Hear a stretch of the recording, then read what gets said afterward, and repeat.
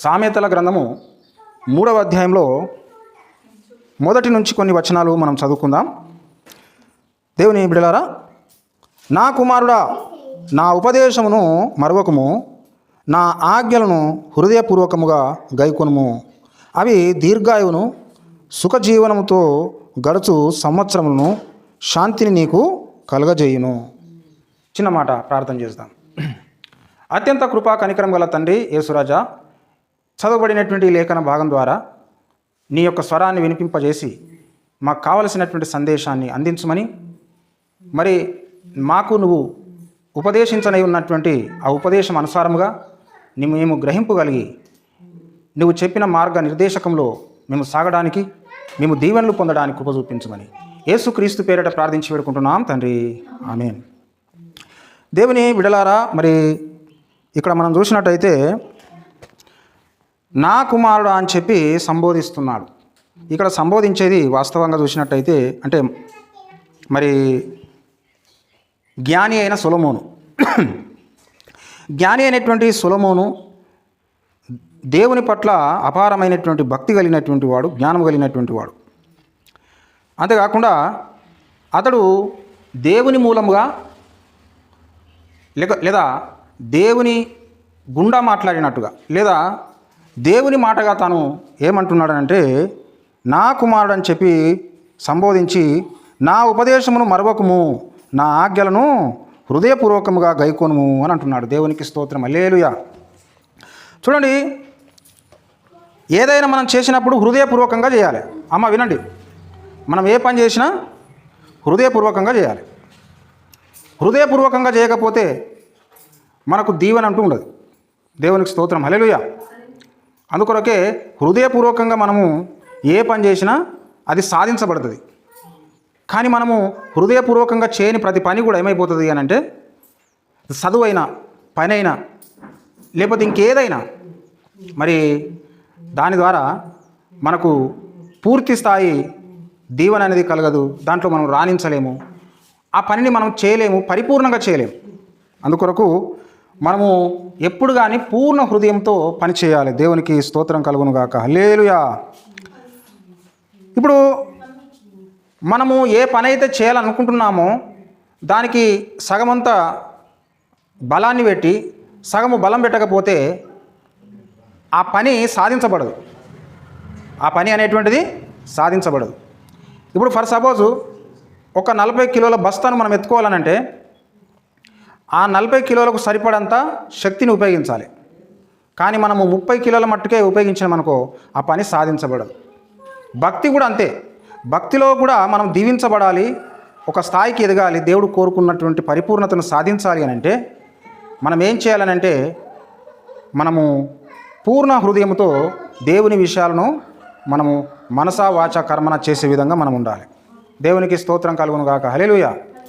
మత్తయి సువార్త 22వ అధ్యాయంలో కూడా అక్కడ చక్కని మాట రాయబడ్డది. ఏంటిదనంటే, నీ పూర్ణ హృదయముతో, నీ పూర్ణ శక్తితో, నీ పూర్ణ ఆత్మతో నీ దేవుడైన యెహోవాను నువ్వు ప్రేమించాలి అని చెప్పి రాయబడ్డది. దేవునికి స్తోత్రం, హల్లెలూయా. పూర్ణ హృదయంతో మనం దేవుని ఆరాధించినప్పుడు లేదా పూర్ణ హృదయంతో దేవుని వెంబడించినప్పుడు, ప్రేమించినప్పుడు మనము దీవించబడతాము, ఆశీర్వదించబడతాం. దేవునికి స్తోత్రం, హల్లెలూయా. అయితే మనసు ఎక్కడో, శరీరం ఇక్కడ, mind is absent, body is present ఉంటే మనం ఏది సాధించలేం. ఉపాధ్యాయుడు చెప్పేటువంటి పాఠం మనకు అబ్బదు, వినలేదు కాబట్టి ఆ పాఠం మనకు రాదు. తర్వాత మనం పరీక్ష రాసే టైంలో మనం ఏమైపోతాము, ఆ ప్రశ్నలకు జవాబు తెలియదు కాబట్టి మనం రాయలేము, మంచి మార్కులు స్కోర్ చేయలేము, ఫెయిల్ అయిపోతాం. దేవునికి స్తోత్రం కలుగును గాక, హల్లెలూయా. ప్రతి పనికి ఒక నియమం అంతే. అందుకోసం దేవుడు ఏమంటున్నాడంటే ఏ పని చేసినా నువ్వు పూర్ణ హృదయంతో నువ్వు చేయాలి అని అంటున్నాడు. అంతేకాకుండా కుమారుడు అని చెప్పి సంబోధిస్తున్నాడు. ఏమని బోధిస్తున్నాడు? కుమారుడు అని సంబోధిస్తున్నాడు. మరి కుమారుడు అనేటువంటి అప్పుడు ఈ కుమారుడు అని చెప్పి పిలిచినప్పుడు ఈ పిలిచటైనా ఏమవుతాడు?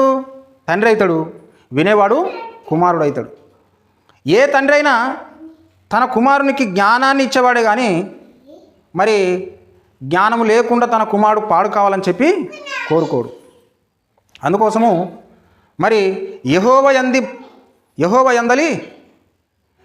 యందు భయభక్తి కలిగి ఉండుట జ్ఞానమునకు మూలము అని చెప్పి బైబిల్ చెప్తుంది. దేవునికి స్తోత్రం, హల్లెలూయా. యెహోవా యందలి భయభక్తి అనేటువంటిది జ్ఞానమునకు మూలము. దేవునికి స్తోత్రం కలుగును గాక, హల్లెలూయా. కాబట్టి దేవుని యందు భయము భక్తి కలిగి ఉన్నప్పుడు మనము దీవించబడతాము, ఆశీర్వదించబడతాము. అయితే ఇక్కడ దేవుని యొక్క వాక్యములో కూడా చెప్పబడ్డది ఏంటిదనంటే దేవునికి మనము భయము కలిగి ఉండాలట. 7వ వచనం, నేను జ్ఞానిని కదా అని నీవు అనుకునవద్దు, యెహోవా యందు భయభక్తులు కలిగి చెడుతనమును విడిచిపెట్టుట అప్పుడు నీ దేహమునకు ఆరోగ్యము అని అంటున్నాడు. ఏమంటున్నాడమ్మా? యెహోవా యందు భయభక్తులు కలిగి చెడుతనమును విసర్జించాలట. దేవునికి స్తోత్రం కలుగును గాక, హల్లెలూయా. ఇప్పుడు భయము అనేటువంటిది మనిషికి మేలే చేస్తుంది. చాలామంది ఏమనుకుంటారంటే దేవుని నమ్ముకుంటే దేవునికి భయపడి మనము ఏది పడితే అది దేవుని పరంగా మనం చేయాలి, చేస్తే మనం నష్టపోతాము. ఇదే కదా దేవుడు చెప్తున్నది.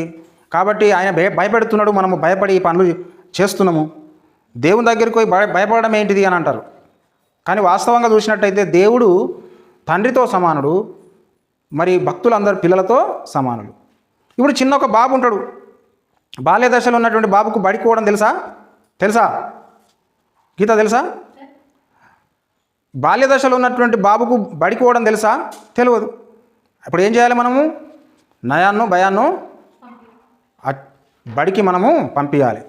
బల్బము పలక చేత పట్టిపియాలి, ఆలు దిద్దిపియాలి. అరే చదువుకోకపోతే నువ్వు వట్టి కాయ కష్టం చేయవలసిన పరిస్థితి వస్తుందిరా, నువ్వు నష్టపోతావు. నువ్వు చదువుకోలేకపోతే వట్టి బండడం అయిపోతావు, మొద్దు అయిపోతావు. మళ్ళీ నువ్వు గొర్రెల కాడికో బర్రెల కాడికో వెళ్ళవలసిన పరిస్థితి వస్తుంది. కాబట్టి నువ్వు చదువుకోవాలి, బుద్ధిమంతుడు కావాలి, జ్ఞానవంతుడు కావాలి, విజ్ఞానివి కావాలి, నువ్వు మంచి పదవి సాధించాలరా అని చెప్పి అతనికి మనము చిన్నప్పుడు కొన్ని భయాలు, కొన్ని జాగ్రత్తలు చెప్పి మనం పంపిస్తాం. అలాగే దేవుడు కూడా మనకు కొన్ని జాగ్రత్తలు చెప్తున్నాడు. నువ్వు నాకు భయపడాలి, నువ్వు నాకు భయపడి నా మాటలు విన్నట్టయితే నువ్వు జ్ఞానివైపోతావు. అజ్ఞానమైనటువంటి పనులు నీ జీవితంలో జరగవు, నువ్వు సాధిస్తావు, అన్నీ పోగొట్టుకోవు, నువ్వు సాధిస్తావు. నువ్వు జీవితాన్ని ఫలవంతమైనటువంటి దిశలో నువ్వు నడిపించుకోగలుగుతావు. కాబట్టి నా మాటలు విని నువ్వు నాకు భయపడి నాకు విధేయుడవై ఉండాలి అని చెప్పి చెబుతున్నాడు. పిల్లలు తల్లిదండ్రుల మాట విని భయభక్తి కలిగి ఉన్నప్పుడు పిల్లలు తల్లిదండ్రి మాట చొప్పున వారు జీవితంలో ఏదో ఒక పదవి సాధించినట్టు మనము కూడా దేవుని యందలి భయభక్తి కలిగి ఉంటే మనము కూడా దేవుడు కోరుకున్న లేదా మన జీవితానికి కావలసిన ఆ ముక్తిని పొందుకుంటాం. అవును కదా? అంతేకాకుండా మంచి క్యారెక్టర్ను మనం సాధించుకుంటాం. సొసైటీలో ప్రజలకు మనం ఎంతో మాదిరిగా ఉండగలం. మనల్ని చూసి ప్రజలు నేర్చుకోగలుగుతారు, మనల్ని చూసి వాళ్ళు ప్రేరణ పొందుతారు, మనం వారికి స్ఫూర్తిని ఇవ్వగలుగుతాం. అందుకోసమే దైవభక్తి అనేటువంటిది తప్పనిసరి అవసరము. దేవునికి స్తోత్రం కలుగును గాక, హల్లెలూయా. అందుకోసం ఇంకొక మాట ఇక్కడ చెప్పబడినటువంటి మాట ఏంటిదని అంటే 5వ వచనంలో, నీ స్వబుద్ధిని ఆధారం చేసుకొనక నీ పూర్ణ హృదయంతో యెహోవా యందు నమ్మిక ఉంచుము, నీ ప్రవర్తన అంతటి యందు ఆయన అధికారమునకు ఒప్పుకొనుము. అప్పుడు ఏమైతేట? అప్పుడు ఆయన నీ త్రోవలను సరళము చేయును అని చెప్పి రాయబడ్డది. అంటే దేవుని విషయానికి మనం వచ్చినప్పుడు మన సొంత బుద్ధిని ఆధారం చేసుకొనక దేవునిపైన ఆధారపడాలి అని చెప్పి బైబిల్ చెప్తున్నది. అది కూడా పూర్ణ హృదయంతో మనం దేవునిపై ఆధారపడాలి, నమ్మకం ఉంచాలి. అంతేకాకుండా మన ప్రవర్తన మీద దేవుని పెత్తనాన్ని పెట్టుకోవాలి. మన మీద ఆయనను ఒక యజమానిగా చేసుకోవాలి. అమ్మ అల్లరైతుంది. ఆయన మన మీద ఒక రాజుగా పెట్టుకొని మనము ఆయన చెప్పినటువంటి బాటలో నడిచినప్పుడు, లేదా ఆయన మాటల గుండా, లేదా ఆయన మాటలకు అనుగుణంగా మనం నడుచుకున్నప్పుడు మనం ఏదైతే జీవితంలో సాధించాలనుకుంటామో అవన్నీ ఆటంకాలు, అవరోధాలు, అవన్నిటిని కూడా దేవుడు తీసేసి మన మార్గాన్ని సుగమము చేస్తాడు. దేవునికి స్తోత్రం కలుగును గాక. హల్లెలూయా. అందుకోసము దేవుని బిడలారా, మనము ఈ విషయాల పట్ల మనం బహు జాగ్రత్తగా మనము ఆసక్తిని చూపించవలసిన అవసరము ఉండి ఉన్నది. అదే మరి సామెతల గ్రంథము 3వ అధ్యాయంలోనే మరి 3వ వచనం కనుక మనం చూసినట్టయితే, దయను సత్యమును ఎన్నడును నిన్ను విడిచిపోనీయకుము, వాటిని కంఠభూషణముగా ధరించుకొనుము, నీ హృదయం పలక మీద వాటిని వ్రాసికొనుము అని అంటున్నాడు. దయ సత్యము ఎన్నడును విడిచిపెట్టకుము అని అంటున్నాడు. సత్యము అనేటువంటిది మనకు కావాలి. దేవునికి స్తోత్రం. హల్లెలూయా. అందరూ చెప్పాలి, ఏం కావాలి మనకు? సత్యము కావాలి. సత్యము అంటే అర్థం ఏంటిది? నీ మాటకు నువ్వు జవాబుదారీ కావాలి, నీ ప్రవర్తనకు నువ్వు జవాబుదారీ కావాలి, నువ్వు చేసే ప్రతి చర్యకు జవాబుదారీ కావాలి. అంటే నువ్వు మాట్లాడేది ఏదైతే ఉన్నదో అదే నువ్వు చేయగలగాలి. అంటే నీ మాటకు నువ్వు చేసేటువంటి చేతలకు ఏమాత్రము పొంతన లేనటువంటి విధంగా ఉంటే నువ్వు అబద్ధికుడు అవుతావు. దాని అర్థము నువ్వు సత్యహీనుడవు, నీలో సత్యము లేదు, గనుక నువ్వేమైపోతావు? నువ్వు అబద్ధికుడు అయిపోతున్నావు. దాని మూలంగా దేవుని యొక్క రూల్ను నువ్వు బ్రేక్ చేస్తున్నావు. అందుకొరకు దేవుడు ఏమంటున్నాడు అని అంటే, ఈ సత్యాన్ని మనము కంఠభూషణం లాగానట మనం ధరించుకోవాలట. దేవునికి స్తోత్రం కలుగును గాక. హల్లెలూయా. దయను మనం ధరించుకోవాలట. అంటే మనలో అలాంటి మంచి అలంకారకృతమైనటువంటి గుణలక్షణాలను మనము అలంకరించుకోవాలి దేవుని బిడ్డలారా. చాలామందిలో ఈ నేటి దినాల్లో డూప్లికేటు భక్తులు ఉన్నారు, విశ్వాసులు. సత్యం అసలే ఉండదు. మరి చర్చికి సరిగా వస్తున్నారా వస్తలేరనంటే ఏదో ఒక తొంపు ఏదో ఒక బొంకు పెడతారు. బైబిల్ చదువుతున్నామంటే ఏదో ఒక బొంకు పెడతారు. ప్రార్థన చేస్తున్నామంటే ఏదో ఒక బొంకు, ఏదో ఒక సమస్య. మరి తిండికి ఏమాత్రము వెనకకు పోరు. అవునా కదా? తిండికి వెనకకు పోరు, టీవీ సీరియల్ చూడడానికి వెనకకు పోరు, వృధా ప్రసంగాలకు వెనకకు పోరు, ముసలమ్మ ముచ్చట పెట్టుకుంటూ గంటల తరబడి కాలాన్ని వృధా చేస్తుంటుంటారు. ఇలాంటి వారు సత్యవంతులా? సత్యమైన భక్తిపరులా? కాదు. భక్తి అంటే ఏంటిది? భక్తి అంటే దేవుని పట్ల ప్రేమ. దేవునికి స్తోత్రం. హల్లెలూయా.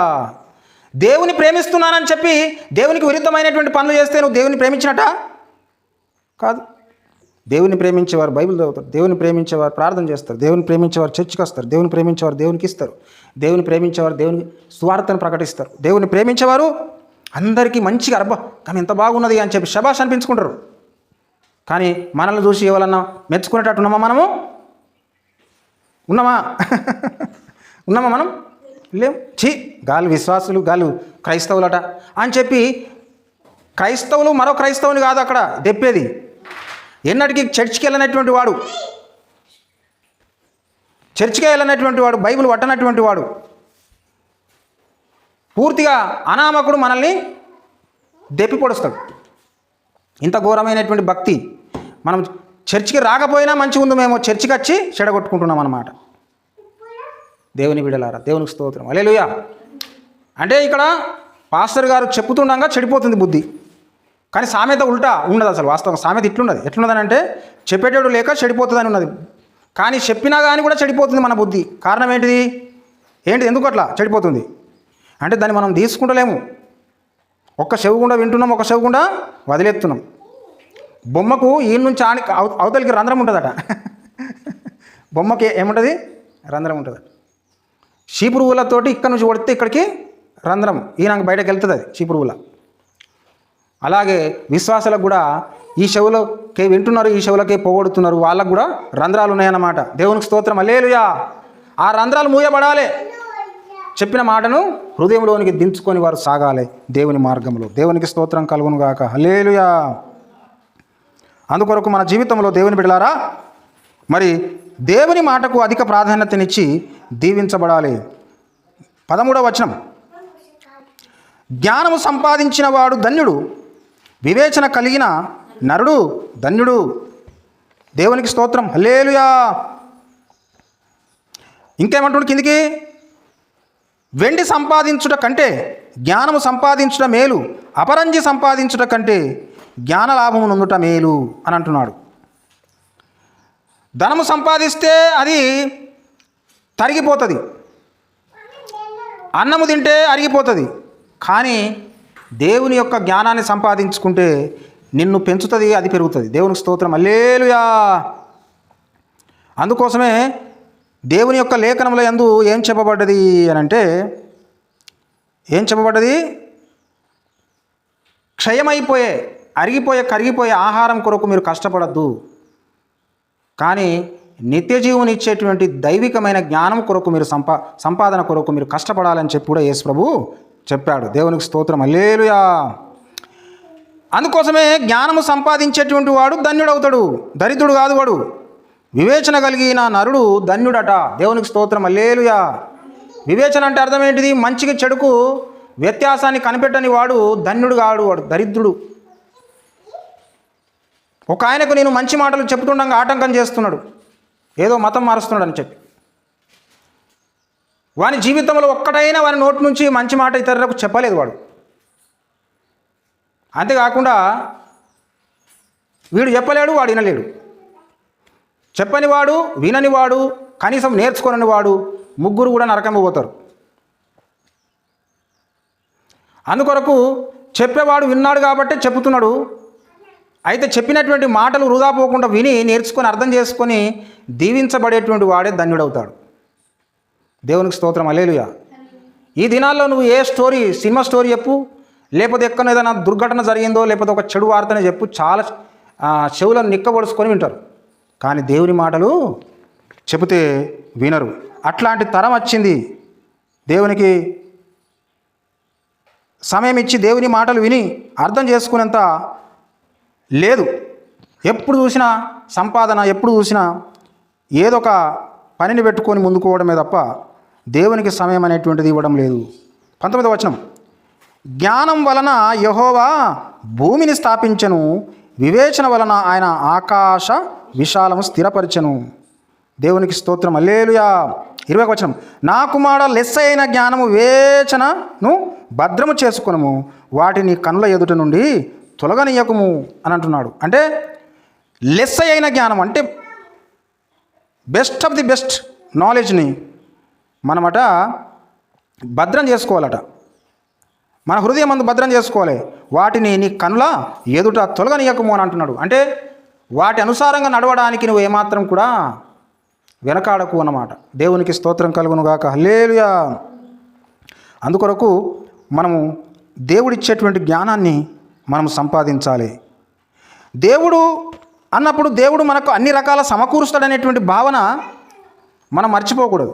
దేవునికి సమయం ఇస్తే నేను నష్టపోతాననేటువంటి భక్తిహీనత ఏదైతే ఉన్నదో దానంతటి మోసం మరొకట్లేదు. ఎందుకనంటే